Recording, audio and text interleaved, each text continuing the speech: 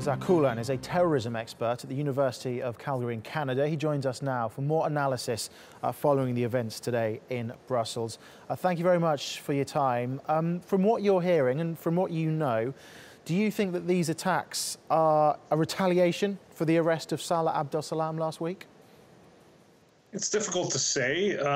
There is some suggestion that perhaps the Belgian intelligence overplayed their hand by leaking out how much this individual was cooperating and what he was saying.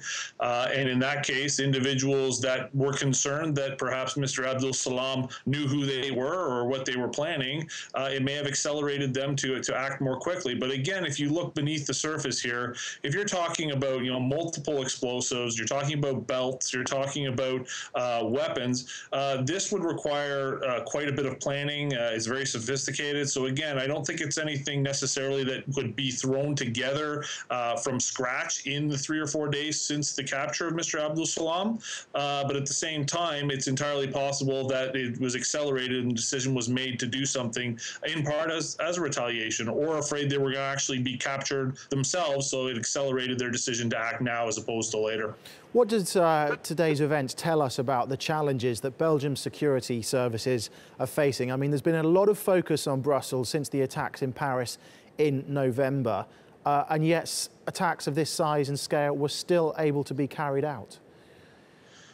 Well, it underlies how difficult it is to identify all of the individuals involved in this. And we recognize that Belgium in particular, per capita, has a very high number of individuals who are, intelligence agencies are concerned about.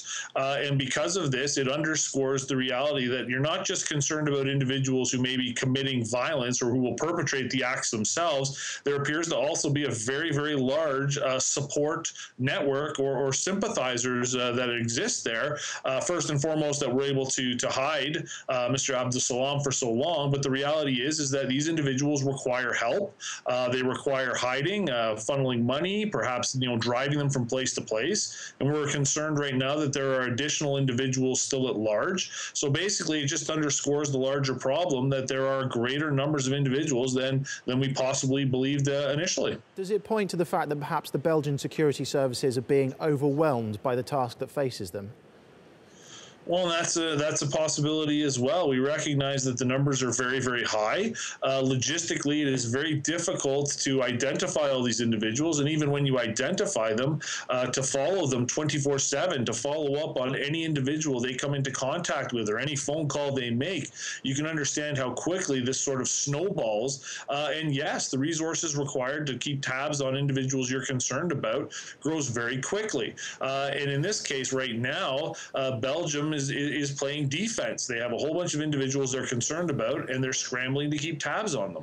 Do you think there's enough cooperation across the continent of Europe between European nations? Could more be done there?